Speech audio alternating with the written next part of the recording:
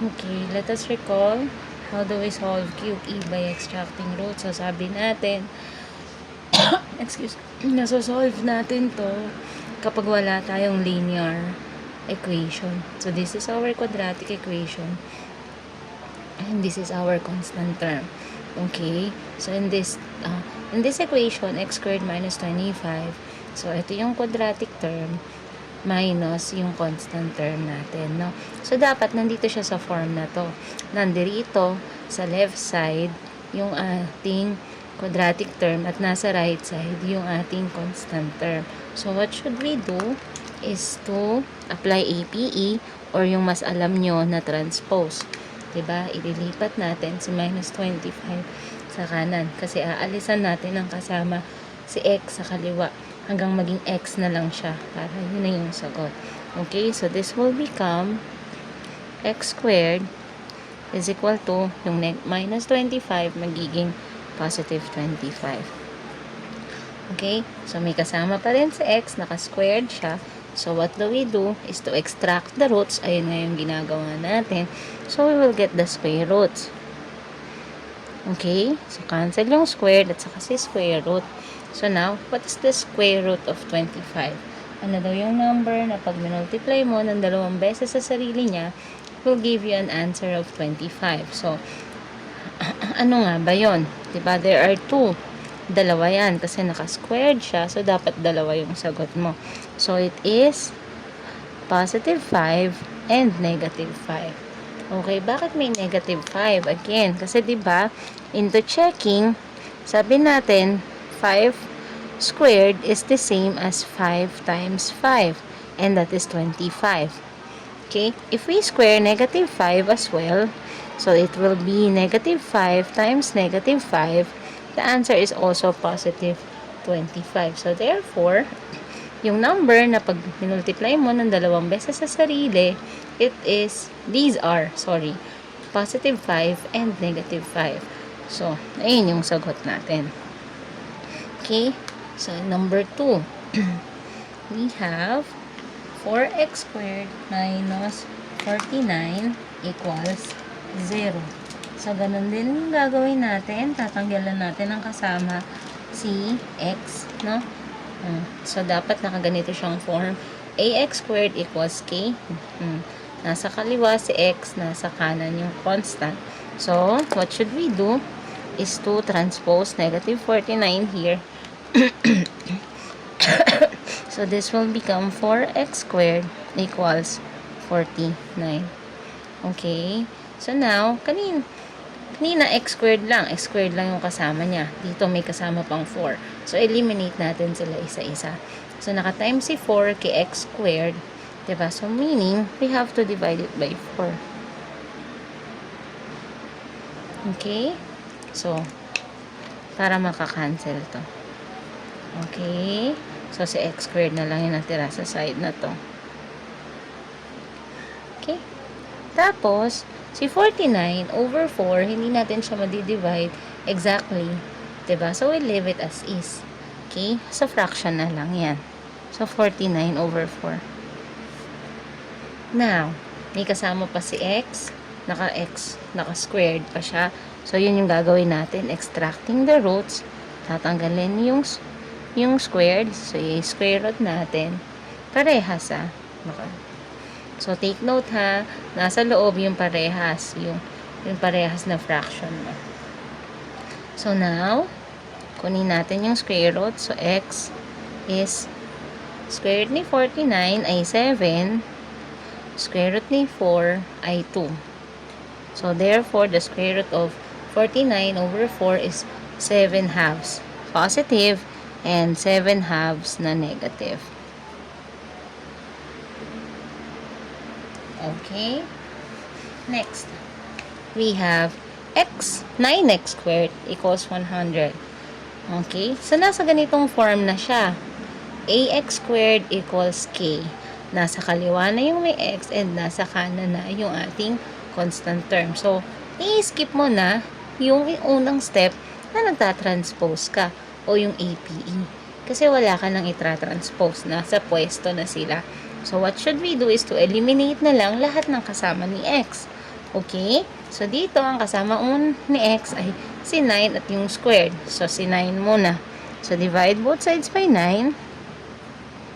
Okay? And then, kakancelin natin si 9. We have x squared na lang.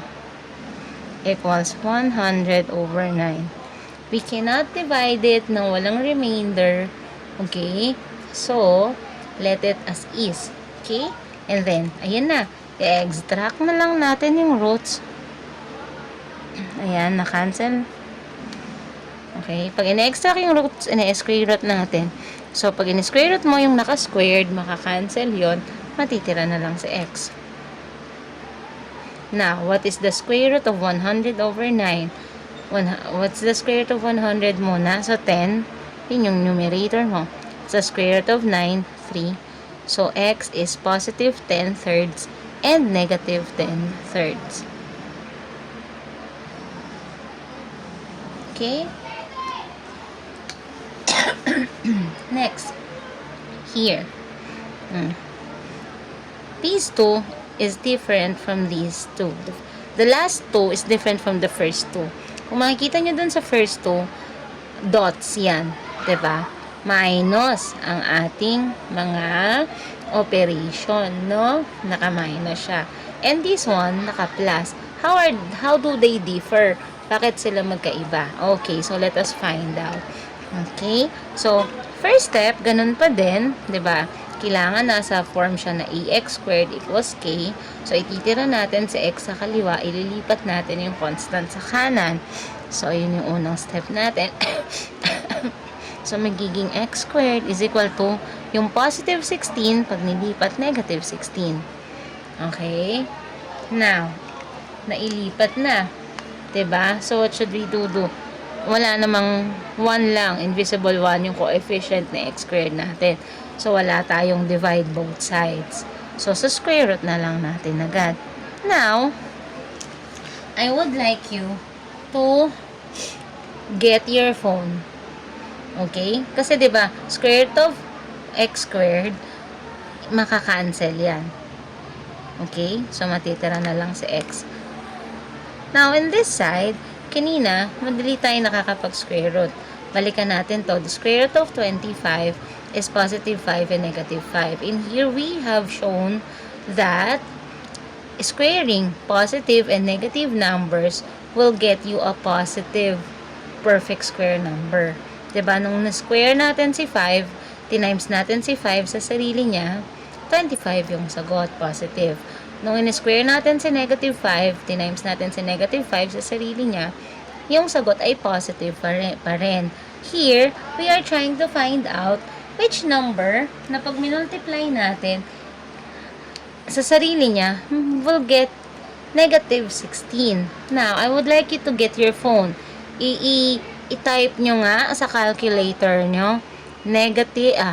Square root, una yung square root, tapos negative 16. Sige nga, anong lalabas? Okay, I have tried it one of my class last week. Diba? And some of them, lumabas sa phone nila is keep it real, error, diba? Make it real, mga ganon. Kasi po, there's no number that when you square will get you a negative. Kasi nga, ganito talaga yan eh. Kahit positive yung in-square mo, positive yung sagot. Pag negative in-square mo, positive pa rin yung sagot. So, paano natin to isasagot? Diba? Even yung calculators natin, hindi nagbibigay ng sagot kasi error or make it real. Because this is an imaginary number. Okay, kaya sinasabi na make it real ng ibang cellphone. Kasi it's not a real number. Okay, it's imaginary. So, how do we denote imaginary number? We use I. Okay? So, every time negative yung nasa loob ng square root mo, we will use I. Kasi ibig sabihin, imaginary yung sagot dito. Okay? So, paano ang gagawin natin? I-factor out natin si imaginary number na square root of negative 1 Okay, si I is equal to square root of negative 1.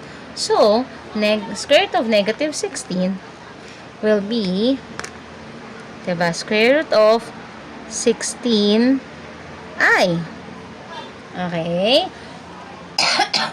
Nilabas na natin yung square root na negative 1. Ginawa na nating I. Naging positive na si 16. Diba? So, ngayon, pwede na. Anong number? Yung pag in-square root mo ay 16. O, in-square mo sa sarili niya ng 2 beses 16 ang sagot. Okay? Sino ba? Diba? Positive 4 and negative 4. But take note, this is an imaginary number, so your answer should have I. Okay? Next. Ito din. Halos parehas sila. Okay? Makikita mo, naka-plus din yung constant mo, no? 3x squared plus 75 equals 0. So, the first step we need to do is to transpose. And then, it will become 3x squared equals negative 75. Pero may kasama dito yung x squared natin, may 3. So, we need to divide both sides by 3. Okay. Cancel. Natira dito si x squared. But this time, si 75 na-divide sa 3. Diba? 75 pesos. 3 kayong maghahati. So, tag 25 kayo. Pero dahil negative to at positive to, negative 25. Okay? So, let us extract the roots. Parehas na sila ng form. Quadratic equals constant. So, square root natin. So, cancel to. Just like here, diba? May negative siya. Ito din. Halos parehas na nung una. This is positive 25. O, diba, chineki nga natin, walang magiging negative 25. So, anong gagawin? So, magkakaroon tayo ng I sa sagot. So, this will be square root of 25. Gagawin natin siyang positive. Pero, lalagyan natin siya ng I. Okay? So, the answer is positive 5i and negative 5i. Diba? Ito, real number na positive and negative I. Ito, imaginary numbers na positive and negative I. So, ganito yung extracting the roots. Okay? Basta tatandaan mo, kailangan lagi siyang dapat nasa ganitong form. Quadratic equals constant. Tapos, tanggalin mo isa-isa yung kasama niya. Kung may number siya dito, divide both sides. Parang ganito. Diba? Tapos, pag wala na, square root na. Pag positive naman yung nandito, real number yon. Pag negative yung nasa loob ng square root, imaginary yon. Okay?